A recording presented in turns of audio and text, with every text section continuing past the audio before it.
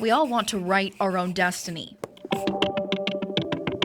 It turns out trace amounts of a deadly drug is erasing many futures. Fentanyl is sweeping across the metro, and it's local law enforcement's #1 priority. It doesn't discriminate what zip code you live in, it's here. Just this much of it, enough to fit on the tip of a pencil, can be deadly. 2 to 3 milligrams, a salt granule. It's extremely small amounts. More 18 to 45-year-olds died from fentanyl overdoses last year compared to COVID-19, car crashes, and gun violence. It's the #1 killer of young adults. We're taking this issue 360, hearing from police chiefs from both sides of the state line. This is a health crisis and epidemic. A drug processing specialist. This is something we're trying to get off the street as quickly as we can. A lawmaker, a school doctor, newly drug-educated parents, a detective who's working to make a change. It is paramount at this point. And families who have lost teenagers. I want no other family members to go through what I've gone through. My soul has been like a hole ripped in it, and it's a constant hurt in your gut, he's gone.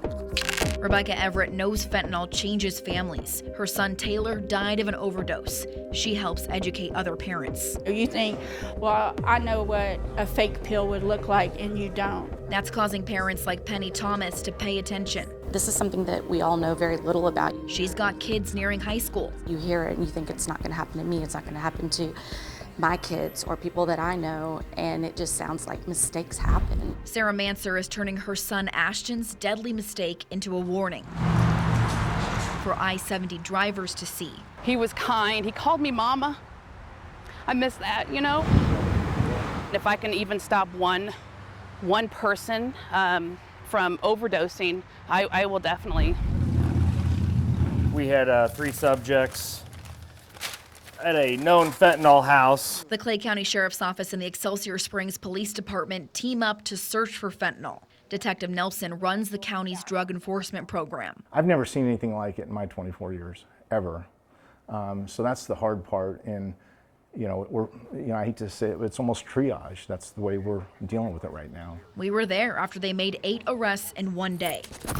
Chief Greg Dole worries that drug dealers are changing their tactics. They're even packaging it in colored pills, presumably to make it attractive toward a younger and younger group. Andy Warner gets a first-hand look at fentanyl. I even will triple bag it, even with gloves on, just to keep from getting contaminated. He's an investigator with Excelsior Springs, testing the strength of what officers recover. These pills symbolize an overdose to me. I mean, that's a lethal amount right there. Even one of them's a lethal amount. I hope we get a lot more of it tonight. Kansas Senator Roger Marshall is working to limit overdoses. I'm doing what we can to make sure we get Narcan into all of the school systems. The U.S. Department of Health and Human Services says the number of prescriptions for it doubled in recent years.